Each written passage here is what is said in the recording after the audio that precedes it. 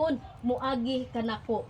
So kung buot pasabot, kung dili ta muagi ni Jesus Christ, dili ta makaadto sa gingharian, no, dito sa iyang gingharian. Dili ta makaadto dito sa iya ang amahan. Kinahanglan una kita muagi gyud ta pinaagi ni Jesus Christ. Ayaw mo tuo kanang reliyon, igsoon ako na ako'y reliyon. Pero kani akong reliyon dili nimo muluwas ninyo. King kabalo mo kung kinsay tinuod nga muluwas ninyo kaning si Jesus Christ nga akong gitudlo karon. Mo nang kitang tanan mga igsoon pangayoon nato sa Ginoo nga lamdagan ng atong hunahuna magkinabuhi ta nga uyon sa kabubuton sa Ginoo. Kay nganuman ang Dios andam kay mutabang nato atong i-claim, Lord, humana ko nimo giluwas 2000 years ago giluwas na ko nimo. Mo nang kinahanglan mausob ang atong panghuna-huna mga igsoon. Kay nganuman kung dili mausob ang atong hunahuna dili nato masabtan ang kabubuton sa Dios. Isulat niyo da igsoon Romans 12:2. Akong basahon Romans 12:2.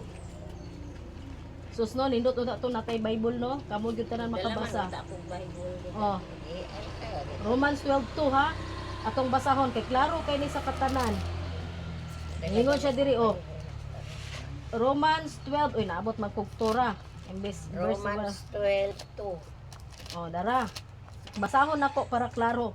Ingani mga igsoon akong but pasabot, masayran nimo ang kabubuton sa Ginoo mga igsoon. Kani may paminawa. Unsay kabubuton sa Dios sa imong kinabuhi? Unsay angay nimong usbon sa imong kinabuhi nga dili ka magpabilin sa karaang panghuna-huna. Kinahanglan mausab ang imong huna-huna aron masayran nimo ang kabubuton sa Dios sa imong kinabuhi. Di siya ayaw kamo pagpahiuyon sa pamatasan ni huna. O nganong ningon siya ayaw kamo pagpahiuyon sa pamatasan ni panahona. Tungod ang panahon karon gikaligut-gutan ni sa Dios tungod grabe ang kadautan. Grabe ang kangil-an. Doon ningon siya diri ipabago hinuon sa Dios ang inyong kaugalingon pinaagi sa pagpabago sa inyong panghuna-huna aron masayran ninyo ang kabubuton sa Dios unsay maayo hingpit og makapahimuot kaniya.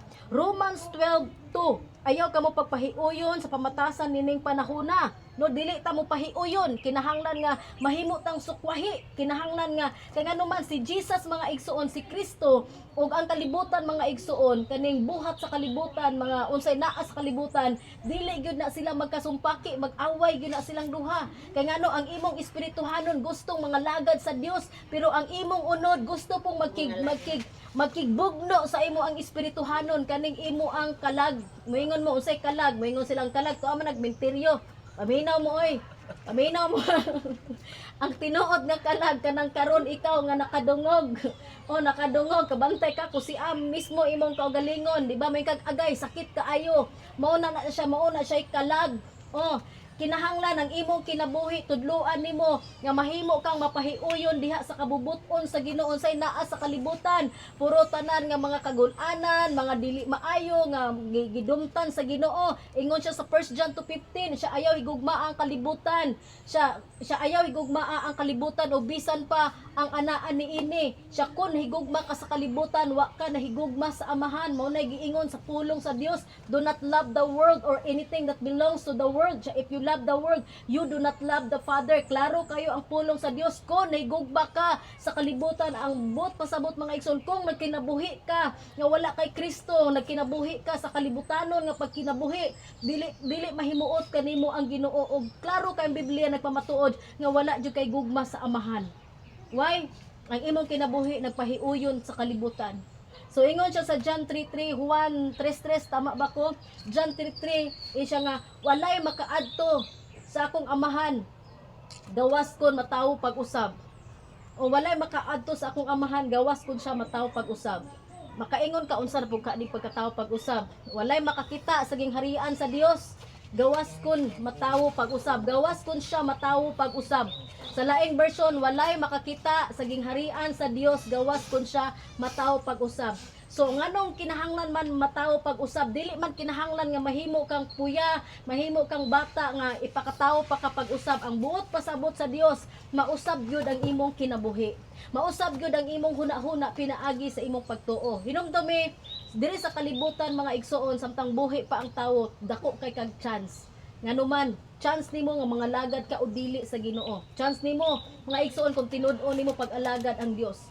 Diri sa kalibutan maunay dako nimong chance. Pero pag moabot ang panahon sa kamatayon sa usa ka tawo, wala na chance. Unsaon pa nag-ampo Sa usaon pa nagnubina, dili kaluwas ang nubina diha sa tawo nga giampuan nga patay na. Ang tinuod nga kaluwasan sa tawo karon nga buhi pa nga makahinulsol ug moalagad mga lagad tinud-anay diha sa Ginoo. Mao na siya tinuod nga pagsunod pagpangalagad diha sa Ginoo. Paunsa nga maborn again ang imong hunahuna, usba ang imong hunahuna. Usba ang dagan sa imong hunahuna mga igsoon.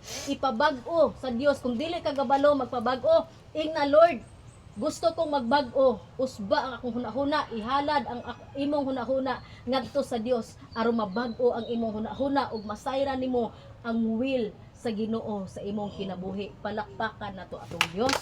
So grabe kanindot ang Ginoo, ang gitud